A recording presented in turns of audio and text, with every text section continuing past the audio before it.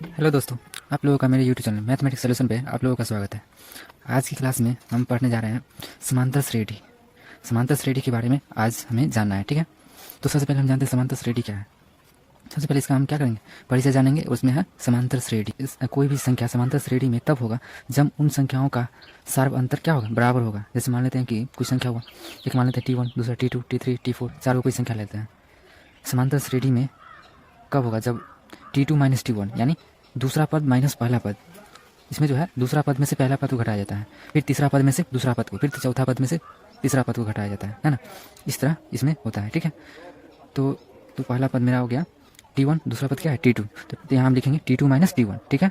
फिर बराबर T3 minus T2, फिर उसके बाद क्या हो जाएगा T4 माइनस T3, ठीक है। जैसे हम लेते हैं कोई संख्या, जैसे यहाँ अभी हम 4 संख्या लिए हैं, तो उसी तरह हम आगे भी 4 संख्या लेते हैं। जैसे मान लेते हैं एक संख्या है 2, 4, 6, 8 ले लिए, ठीक है। अब इसको देखेंगे, जैसे अब हम क्या लिखे यहाँ, दूसरा पद माइनस पहला पद T2 माइनस T1। तो इसी तरह क्या हो जाएगा यहाँ पे 4 माइनस 2, फिर आगे हो जाएगा तीसरा पद माइनस दूसरा पद होता है ना। तो तीसरा पद मेरा 6 है ना। 6 में से 4 गया है ना, 6 माइनस 4, फिर कितना है 8 माइनस 6, ठीक है। अब देखो 4 में से 2 गया तो 2, 6 में से 4 गया 2, 8 में से 6 गया तो भी क्या होगा 2। यानी मेरा क्या है, सार्व अंतर दोनों में क्या है, सेम है। दो संख्याओं के जो बीच का जो अंतर है ना, यही क्या कहलाता है, मेरा सार्व अंतर कहलाता है, ठीक है।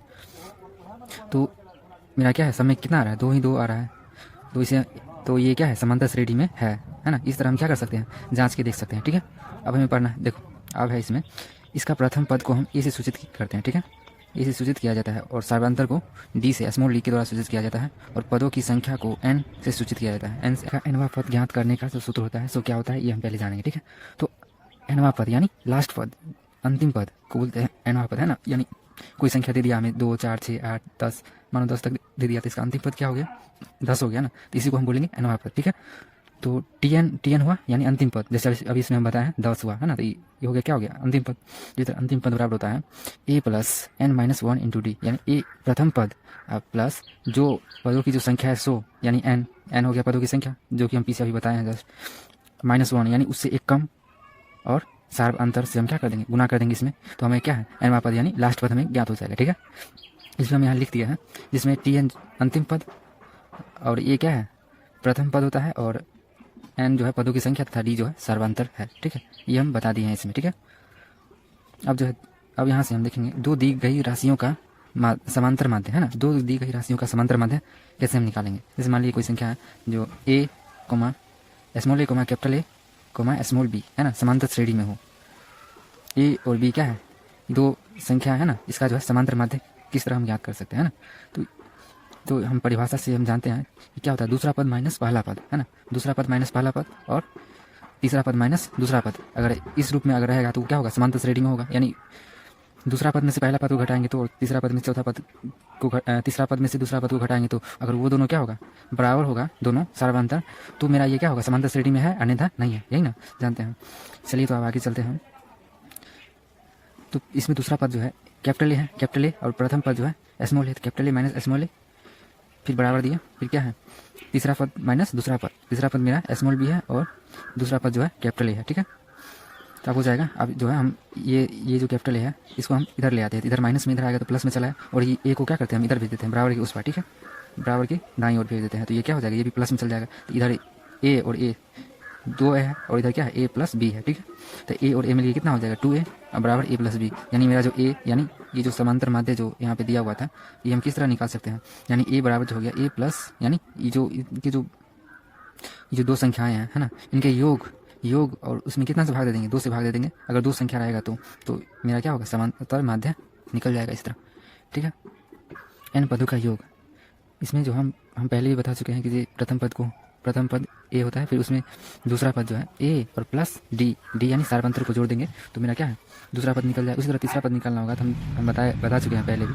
अंतिम पद मतलब पद ज्ञात करने का क्या सूत्र है, a plus n minus 1 into d. हमें यहाँ एन क्या दे दिया है, तीसरा पद यानी 3, तो ए प्लस 3 माइनस 1 इंटू डी, तो ए प्लस 2d है ना। इसी तरह क्या होगा, चलते जाएगा तो एक समय आएगा एन पद, है ना, एन पद का योग ज्ञात करना होगा, तो एन पद का योग बराबर हो जाएगा a plus n minus 1 into d, यानी प्रथम पद और इसमें जो जितना पद है, पदों की संख्या है उतना -1 इंटू उसका जो सार्वंतर होता है सो, ठीक है।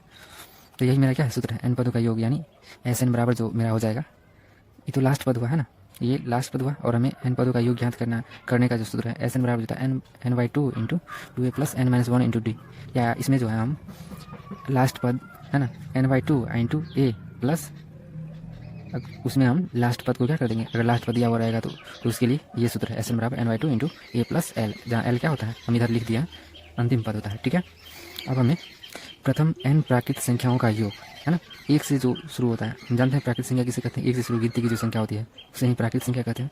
तो प्राकृतिक संख्या यानी एक से जो है 1 2 3 4 5 इसी तरह क्या एन तक जाएगा, एन है ना, एन संख्या है, तो इसका योग ज्ञात करने का जो सूत्र है n into n plus one by two, यानी जितना संख्या रहेगा पहले संख्या जितना संख्या है उतना लिख दिए, और इसमें एन प्लस वन यानी इसमें इन संख्याओं में एक जोड़कर और 2 से भाग दे देंगे, तो मेरा क्या है इन सभी संख्याओं का योग निकल जाएगा। ठीक है, हम इसमें क्वेश्चन कराएंगे तो इसमें सब समझ में आ जाएगा, ऐसे हम बता रहे हैं सूत्र अभी बता रहे हैं, इसमें थोड़ा नहीं भी समझ में आ रहा होगा, लेकिन इसमें जैसे ही हम उदाहरण बताएंगे, क्वेश्चन बताएंगे, तो नॉर्मली तुरंत समझ में, जैसे मान लेते हैं यहीं पे हम बता देते हैं 1 प्लस 2 प्लस 3 प्लस 4 प्लस 5, अगर यहाँ तक दे दिया, बोला कि ज्ञात करने के लिए, तो हम क्या कर सकते हैं, जैसे हमने पदों की संख्या कितनी है 1 2 3 4 5 इंटू 5 प्लस 1 बाई 2 कितना हो जाएगा 5 इंटू 6, 5 1 6 बटा 2 3 2 6 कितना हो जाएगा 5 दिया 15। अब यहाँ हम गिन के भी दे सकते हैं, ताकि ये तो छोटा है, अगर बहुत बड़ा दे दिया, जैसे मान लीजिए यहाँ 1 है और यहाँ 50 दे दिया, 1 से लेकर 50 तक का बोला